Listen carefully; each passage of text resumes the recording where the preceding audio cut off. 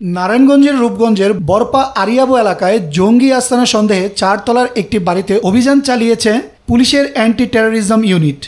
সর্বশেষ পাওয়া তথ্য মতে ওই বাড়ি থেকে 3টি বোমা উদ্ধার করেছে পুলিশের অ্যান্টি টেররিজম ইউনিট। আজ দুপুরে এই তথ্য জানানো হয়। এই সময় আরও বলা হয়, অভিযান শেষে অ্যান্টি টেররিজম ইউনিট আনুষ্ঠানিকভাবে বক্তব্য দিয়ে বিস্তারিত জানাবে। জানা যায় ওই 3টি বোমার মধ্যে একটি বিস্ফোরণ ঘটানো হয়েছে, অন্য 2টি বিস্ফোরণ ঘটানোর প্রস্তুতি চলেছে। তবে এখন পর্যন্ত কাউকে গ্রেফতার করা হয়নি। আজ সকাল 10টা থেকে আরিয়াবো এলাকায় জঙ্গি আস্তানা সন্দেহে সৌদি আরব প্রবাসী জাকির হোসেনের 4 তলা বাড়ি ঘেরাও করে রাখে অ্যান্টি টেররিজম ইউনিট সহ আইনশৃঙ্খলা বাহিনীর সদস্যরা। এটিইউ বলেছে, কক্সবাজার থেকে 1 জুলাই সোমবার এক নারী জঙ্গিকে আটক করা হয়। তার দেওয়া তথ্যের ভিত্তিতে নারায়ণগঞ্জের এই বাড়ির সন্ধান পাওয়া যায়। এরপর আজ সকালে সৌদি প্রবাসী জাকির হোসেনের মালিকানাধীন বাড়িটি ঘিরে ফেলা হয়। অভিযানের নেতৃত্ব দিচ্ছেন এটিইউর পুলিশ সুপার সানোয়ার হোসেন।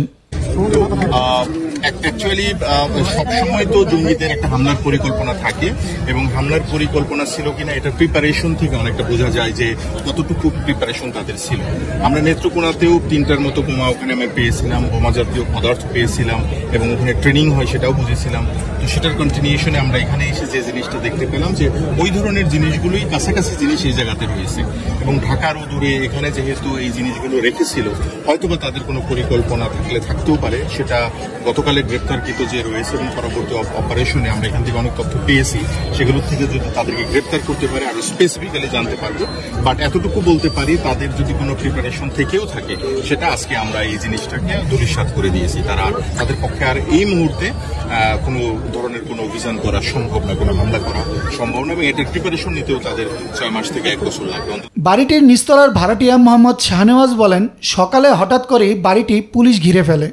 পরে জানতে পারি বাড়িটিতে জঙ্গি রয়েছে। তিনি আরও জানান, প্রায় 3 মাস আগে 40 থেকে 42 বছর বয়সী একজন ব্যক্তি ভবনটির 3 তলায় একটি ফ্ল্যাট ভাড়া নেন। ফ্ল্যাটটিতে 2 ছেলে মেয়ে ও স্ত্রী সহ তিনি থাকতেন। বিভিন্ন সময় আলাপে তারা জানিয়েছিলেন নারায়ণগঞ্জের চিটাগাং রোড এলাকায় ওই ব্যক্তি চাকরি করেন। গত 3 দিন ধরে ওই ফ্ল্যাটটি তালাবদ্ধ বলে জানান তিনি। অ্যান্টি টেররিজম ইউনিটের পুলিশ সুপার সানোয়ার হোসেন জানান, গত মাসের 9 জুন নেত্রকোনা সদর উপজেলা কাইলাটি ইউনিয়নের ভাষাপাড়া এলাকার একটি বাড়িতে অভিযান চালায় এটিইউ। নেত্রকোনার ওই ঘটনার তথ্যের ভিত্তিতে এই নারীকে গ্রেফতার করা হয়।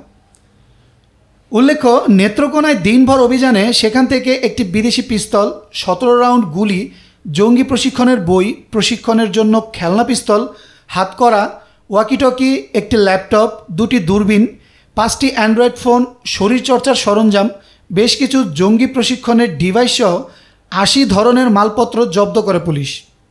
এছাড়া 6টি তাজা বোমা উদ্ধার করা হয় সেখানে।